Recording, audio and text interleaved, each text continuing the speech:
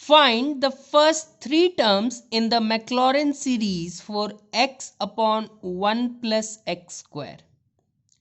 बड़ा interesting question है, क्योंकि इसे आप करके देखेंगे क्वेश्चन को तो आपको पता चलेगा कि कुछ स्टेप तक तो आप डिफरेंशिएशन कर पाएंगे, क्योंकि मैक्लॉरिन सीरीज में हमें पहले तो डेरिवेटिव्स ही फाइंड करना होता है अलग अलग बढ़ते हुए ऑर्डर्स का।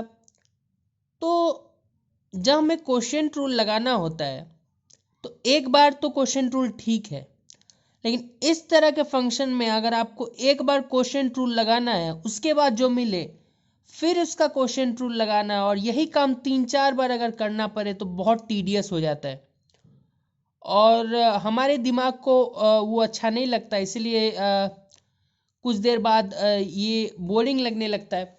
इसीलिए लेबनीज थ्योरम का हम इस्तेमाल करेंगे, नॉर्मल क्वोशिएंट रूल का इस्तेमाल हम नहीं करेंगे, क्योंकि उसमें सब कुछ एक लाइन में दिखता है, हमें कोई फ्रैक्शंस नहीं दिखते हैं वहाँ पे, तो वो हमारे दिमाग को अच्छा लगता है।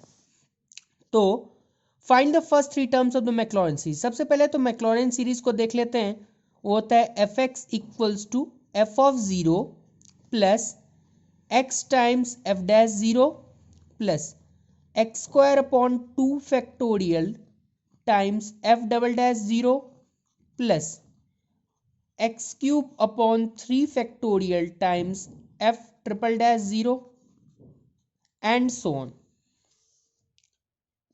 तो एफ एक्स तो हम लिख लेते हैं, क्या है हमारे पास, उसको वाई भी बोल देते हैं, x upon 1 plus x square. ठीक है, तो एफ ऑफ ज़ीरो निकाल लेते हैं क्योंकि उसकी आवश्यकता पड़ेगी, दैट विल बी ज़ीरो। तो पहला चीज़ हमने निकाल के रख लिया, that is F of zero. अब क्या करेंगे कि क्वोशिएंट रूल नहीं लगाएंगे, तो इसीलिए मैंने इसको y मान लिया, cross multiply y into 1 plus x square equals to x. एक बार डिफ्रेंशिएट कर देते हैं तो इधर प्रोडक्ट रूल लगेगा, y as it is 1 plus x square का 2x plus 1 plus x square as it is y का y1।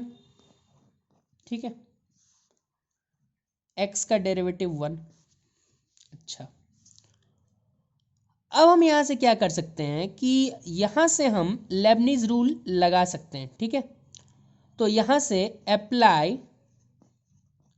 Lebanese theorem, apply Lebanese theorem of nth derivative. तो जब हम लेबनीज थ्योरम का इस्तेमाल करेंगे तो ये प्रोडक्ट ऑफ टू फंक्शन, ये प्रोडक्ट ऑफ टू, क्योंकि डेरिवेटिव तो आखिरकार होता है एक फंक्शन ही है, क्योंकि y1 भी जो आपको मिलेगा वो तो इसका डिफरेंशिएट तो कुछ x के फॉर्म में ही रहेगा। तो लेबनीज थ्योरम का इस्तेमाल हम करते हैं, तो इसमें क्या होगा, y का nth डेरिवेटिव, तो हमारे पास yn आ जाएगा। ठीक है, 2x को एज इट इज लिखना है। ठीक है, nc0 भी आता है लेकिन उसका लिख के कोई फायदा, nc1 इसका एक कम कर देंगे तो yn-1 आ जाएगा, इसका डेरिवेटिव दैट इज 2।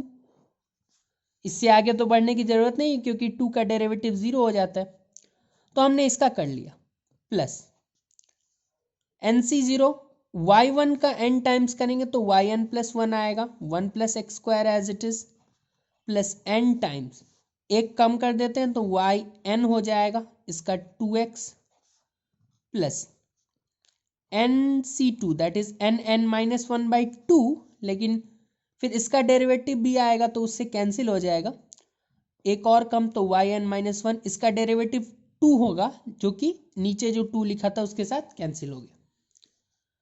ठीक है, और राइट हैंड साइड में 1 का डेरिवेटिव 0। लाइक टर्म्स को एक साथ लिख लेते हैं, तो 1 प्लस एक्स स्क्वायर के साथ yn प्लस 1।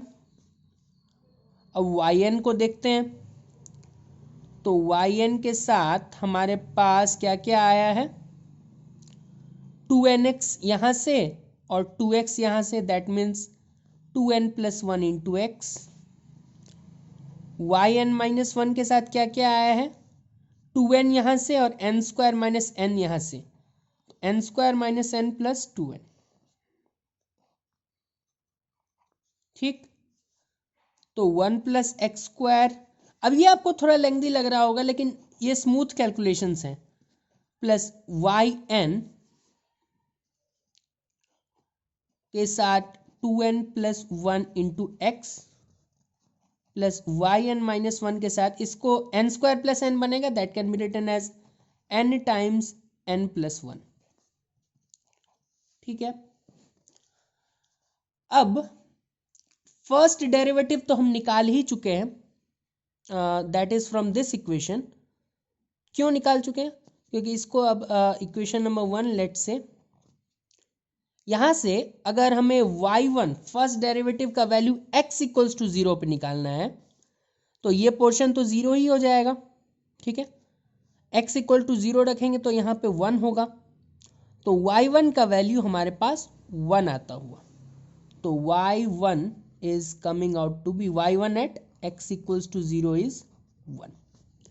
अब y2 निकालेंगे इसके हेल्प से, तो y2 निकालने के लिए n equals to 4 y2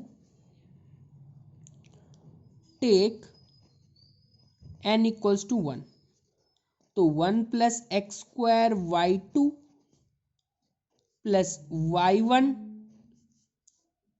3x plus y0, that means y0 y ही होता है, और 1 into 2 that is 2 equals to 0। ठीक है, अब y2 x इक्वल्स टू 0 पे निकालना है बेसिकली, तो x इक्वल टू 0 जहाँ जहाँ डालेंगे यहाँ डालेंगे तो बेसिकली ये पूरा कैंसिल हो जाएगा। ये इक्वेशन को नहीं कैंसिल कर रहे हैं, 0 पे निकालना है इसीलिए ये कैंसिल कर रहे हैं। और y का वैल्यू क्या आया है हमारा x इक्वल्स टू 0 पे, दैट इज अगेन 0, तो ये भी गया। तो y2 का वैल्यू आप देख रहे हैं 0 पे 1 into y two equals to 0, that means y2 का वैल्यू x इक्वल्स टू 0 पे 0 आ रहा है।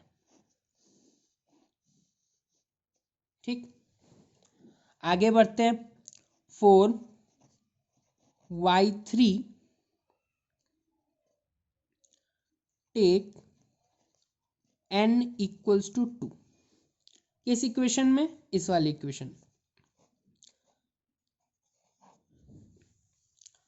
1 plus x square y3 plus y2 n equals to 2, तो 5x plus y1 2 into 3 that is 6। y1 का वैल्यू हमारे पास x इक्वल्स टू 0 पे 0 है, तो ये गया। y2 का वैल्यू क्या है? 0 है, वैसे भी x इक्वल्स टू 0 डालेंगे तो ये इक्वेशन जाएगा। और y3 का वैल्यू x इक्वल्स टू 0 पे, तो हमारे पास आ जाएगा, एक सेकेंड देख लेते हैं फिर से कैलकुलेशन। n इक्वल्स टू 2 डाला तो 1 plus x square y3 plus y2 5 into x plus y1 और n इंटू एन प्लस 1। ठीक है, तो y1 का वैल्यू हमारे पास एट x इक्वल्स टू 0, वो तो हमारे पास first derivative, that means first derivative का 0 पे 1 आया है वैल्यू, ध्यान दे।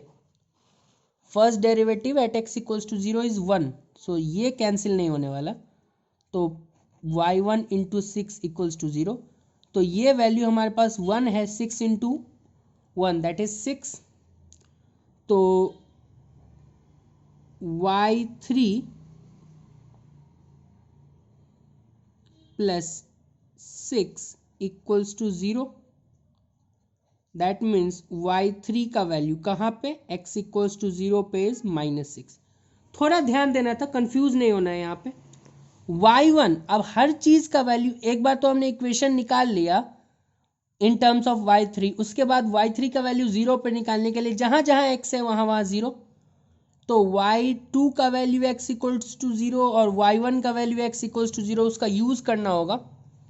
तो उसका किया यूज़, तो y3 का वैल्यू x इक्वल्स टू 0 पे -6 आ गया। ठीक है, तो इसको भी एक कवर दे देते हैं। तो हमें 3 नॉन जीरो टर्म निकालना था, तो ये तो नॉन जीरो नहीं हुआ। आगे बढ़ते हैं, फर्स्ट डेरिवेटिव तो वो 1 आ गया, चलो एक काउंट हो गया। सेकेंड डेरिवेटिव पे आ जाए, वो भी 0 आ गया। तो अभी तक हमारे पास एक ही टर्म आया है, third derivative that is -6। 2 term आ चुका है, एक टर्म और चाहिए कहीं से भी। तो वापस इसी इक्वेशन पे आएंगे, y4 निकालना है, n equals to 3। So for y4 take n equals to 3। ठीक है, n equals to 3 डालेंगे इस इक्वेशन में, तो 1 plus x square y4, 1 plus x square y4, आगे क्या होगा, y3 into 6 plus 1 7x plus y3 into 7x, ठीक है, प्लस y2 इंटू 12, ठीक है, plus y2 into 12 equals to 0। ठीक है, हर चीज का वैल्यू अब 0 पे निकालना है हमें। तो यहाँ पे तो 0 देंगे तो ये चले ही जाएगा, वैसे भी 0 से मल्टीप्लिकेशन हो रहा है। y2 का वैल्यू क्या आया 0 पे, y2 का वैल्यू 0 आया, तो ये टर्म भी गया। तो y4 का भी वैल्यू हमारे पास 0 आ गया, क्योंकि 1 इंटू y4 इक्वल्स टू 0, तो y4 का वैल्यू 0 आ गया। ठीक है, तो अभी भी काम नहीं बना, क्योंकि हमारे पास अभी भी जो नॉन जीरो टर्म है वो 2 आए हैं बस। एक और स्टेप आगे बढ़ना पड़ेगा, तो 4y5 take n equals to 4, n equals to 4 रखेंगे तो 1 plus x square y5, 1 plus x square y5 plus y4 into 9x plus y4 into 9x, और प्लस यहाँ पे y3 into 20 plus y3 into 20 equals to 0। ध्यान दें, तो सब कुछ का वैल्यू अब x इक्वल्स टू 0 डालेंगे, तो 1 times y5 that means y5। अब y4 का क्या वैल्यू है 0, और वैसे भी x इक्वल्स टू 0 डालना है तो गया। y3 का वैल्यू क्या निकला था x इक्वल्स टू 0 पे, that was -6, -6 into 20 that is -120 equals to 0, y5 equals to 120। तो अगर आप फॉलो कर रहे होंगे तो tan इनवर्स x का भी कुछ हमने क्वेश्चन किया था, उसमें भी यही अप्रोच का हमने यूज किया था, क्योंकि बहुत लंबा जा रहा था वैसे। ठीक है, क्योंकि वहां भी tan इनवर्स x का डेरिवेटिव 1/1 प्लस एक्स स्क्वायर आ रहा था, तो इसी तरह का अप्रोच रहा था वहां भी हमारा। तो यहाँ तो क्वेश्चन में मेंशन कर दिया गया कि 3 टर्म, तो वो हमें अब दिख रहा है कि वो मिल गया हमें। तो f x that is here x upon 1 plus x square, उसको हम क्या लिख सकते हैं, f of 0 that is 0 plus x time first derivative eight 0 that is 1 plus x square upon 2 factorial that is 2 times second derivative eight 0 that is 0 plus x Q upon 3 factorial which is 6 times third derivative eight 0, तो -6। ऐसे आप घेर लिए रहेंगे तो फिर आपको देखने में सुविधा होगा। X power 4 upon 4 factorial that is 24 into fourth derivative eight 0 which is 0 plus x power 5 upon 5 factorial fifth derivative eight 0। ठीक है, and this will go on. ठीक है, आगे प्लस या माइनस साइन होगा वो हमें नहीं पता, तो दैट विल बी मैनेज। तो यहाँ पे x upon 1 plus x square can be written as x plus x minus x cube, क्योंकि ये तो कैंसिल हो गया, प्लस 0 और यहाँ पे प्लस एक्स पावर 5 क्योंकि ये कैंसिल हो रहा है। तो 3 टर्म हमें दिखाना था तो वो हमने दिखा दिया। x upon 1 plus x square का x minus x cube plus x power 5। एक बार और आप देख लें सभी स्टेप्स को, फिर से मैं एक बार रिकॉल करा देता हूँ। मैक्लॉरिन सीरीज लिख लेना है। लिखने के बाद पता चला कि f(0) तो हम निकाल सकते हैं। फिर y1 निकालने के लिए ये मेथड अच्छा लगा, क्वोशिएंट रूल से अच्छा, क्रॉस मल्टीप्लाई कर दिया, एक बार डिफ्रेंशिएट किया, उसके बाद लेबनीज रूल से हमने वो इक्वेशन निकाल लिया nth डेरिवेटिव वाला। और यही एक्चुअली एप्लीकेशन है लेबनीज रूल का, क्योंकि वो इक्वेशन निकालने के बाद आप एक एक करके n का वैल्यूज डाल डाल के आप बहुत सारे डेरिवेटिव्स निकाल सकते हैं। बहुत बहुत धन्यवाद।